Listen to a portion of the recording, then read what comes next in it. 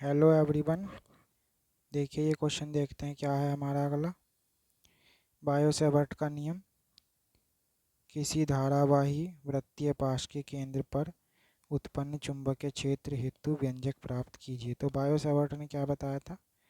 Bio-Savart ने कहा था dB बराबर म्यू नॉट बटे 4 pi I d l sine theta बटे आर स्क्वायर। ये कहा था किसी करंट कैरिंग वायर के संबंध में जिसमें आई करंट फ्लो करती है, डीएल सेक्शन अगर उसका कंसिडर किया जाता है और किसी आर दूरी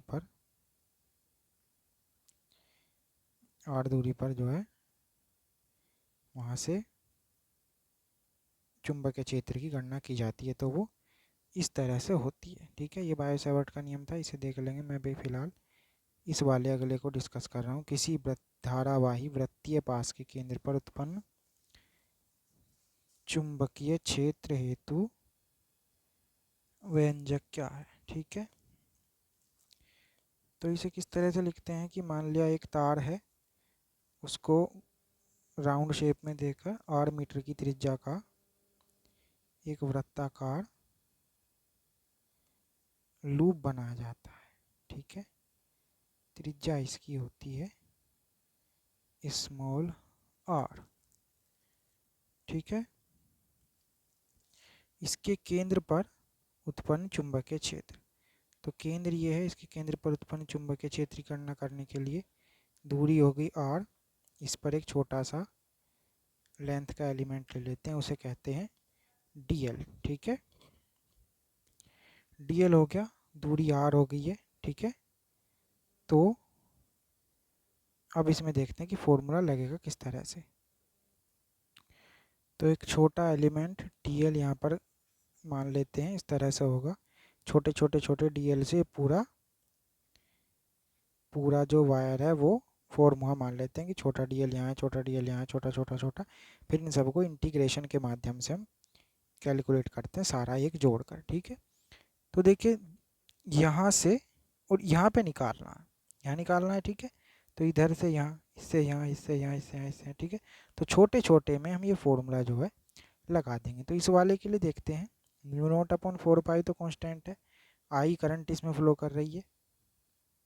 ठीक है, आई फ्लो करती है, उस बिंदु की दूरी आर, यहाँ से ये दूरी है आर। ठीक है, थीटा की वैल्यू यहाँ पर होगी बच्चों 90 डिग्री। कहीं भी ले जाओ वहाँ से 90 ही होगी, ये 90 होगी क्योंकि गोलाकार है, तो ये जो बिंदु है ये 90 डिग्री पर होगा। तो अब मैं लिखता हूँ यहाँ पर बायो-सैवर्ट के नियम के अनुसार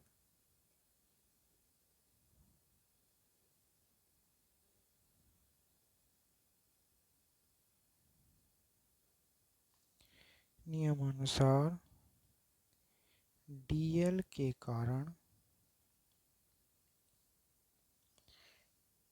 केंद्र पर उत्पन्न चुंबकीय क्षेत्र, ठीक है, इस तरह से लिखते हैं। तो क्या होगा, dB बराबर म्यू नॉट बटे 4 pi I d l sign 90 बटे आर स्क्वायर। तो dB बराबर हुआ म्यू नॉट बटे 4 पाई आई डी एल बटे आर स्क्वायर। ठीक है, अब क्या है, इसका समाकलन कर देंगे, इंटीग्रेशन कर देंगे, तो संपूर्ण कुंडली के कारण निकल जाएगा। केंद्र पर संपूर्ण लूप के कारण चुंबकीय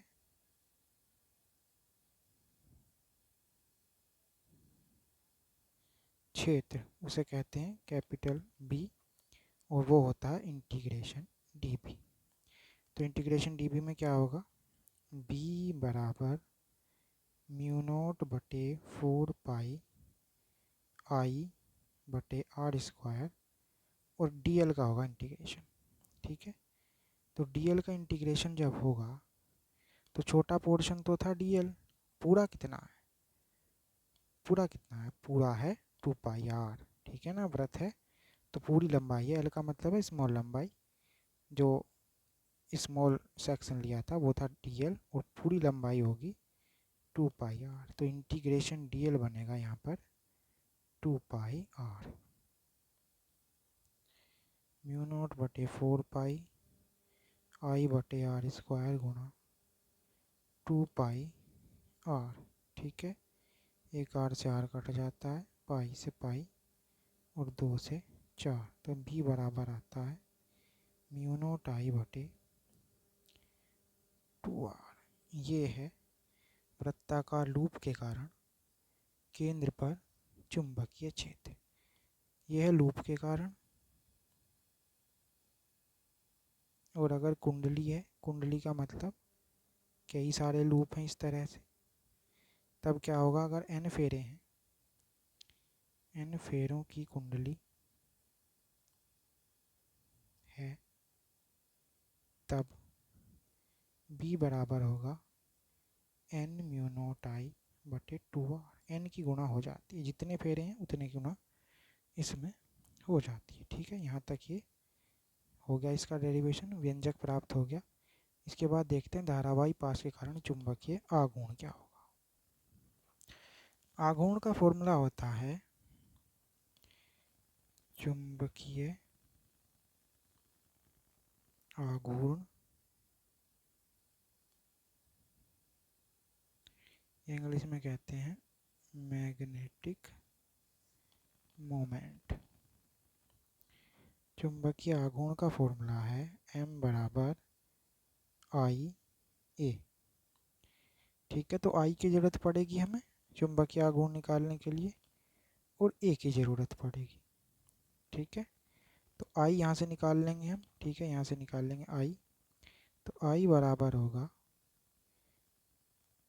2b r बटे म्यू नॉट। ठीक है, एन मैंने हटा दिया, एक के लिए निकाल लेते हैं, लूप के लिए।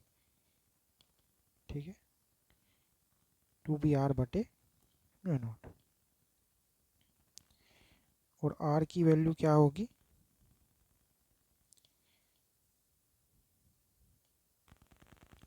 ठीक है, ये आई हो गया, और m होगा फिर आई ए, आई की वैल्यू रखेंगे 2b r a बटे म्यू नॉट। कई अलग अलग तरह की फॉर्म्स में ये पूछा जा सकता है कि किस किस तरह से होगा। कई बार इसके a की वैल्यू में रख लेते हैं, कई बार r की वैल्यू को a की फॉर्म में ले लेते हैं। एक तरीका है इसका, जहाँ पर एक तो तरीका यह है कि a की वैल्यू रख लेते हैं पाई आर स्क्वायर। ठीक है, तो वहाँ पे कुछ नहीं करना, a की जगह पे पाई आर स्क्वायर रख देते हैं,